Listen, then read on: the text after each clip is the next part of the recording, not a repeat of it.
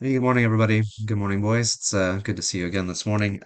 Today we're January 26th, and part of our reading today was in Proverbs chapter 5, and it's just a part of this chapter, which also we had with Psalm 22. A little bit unfortunate there that it cut off in the middle of that psalm.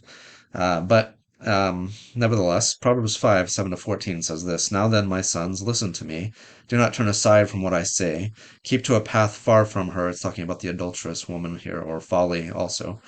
Do not go near the door of her house, lest you lose your honor to others and your dignity to one who is cruel. Lest strangers feast on your wealth and your toil enrich the house of another. At the end of your life, you will groan. When your flesh and body are spent, you will say, How I hated discipline! How my heart spurned correction! I would not obey my teachers, or turn my ear to my instructors. And I was soon in serious trouble in the assembly of God's people. One of those things about wisdom is that oftentimes we don't recognize the need for it until we are in trouble, as he says here at the end of it. And we often look back and say, oh, I wish I would have done the wise thing there. Something about certainly growing older is that you understand that there are certain things that you wish you would have known earlier in your life, or things you would have done with what you knew earlier in life, things you would have wished you would have applied, even if you knew that they were true.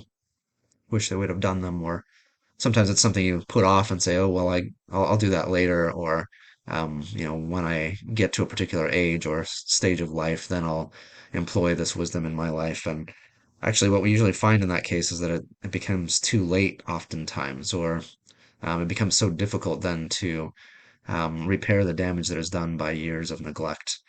And that's one of the things of life that is, I don't know, a reminder, I think, of the brokenness of our world around us and our need for God's provision and protection in our life. Is that there's a lot of maintenance that needs to happen in our lives. And oftentimes we think, oh, let's just put that off for a little while longer, or it's, too expensive right now, or I just don't have time to get to that.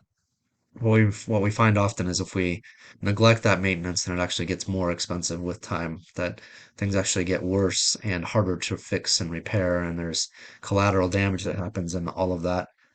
And so it's always one of those things that's easy to look back and say, oh, I wish I would have done that earlier.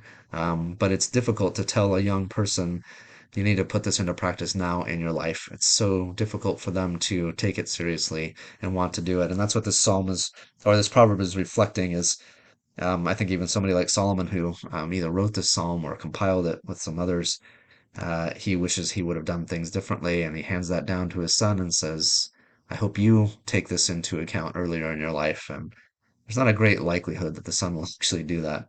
So my encouragement to you guys is take that wisdom that you know to be true and apply it now. Don't wait till sometime later to do it. It just becomes more expensive and more painful to do it later. All right, that's it for today. See you tomorrow.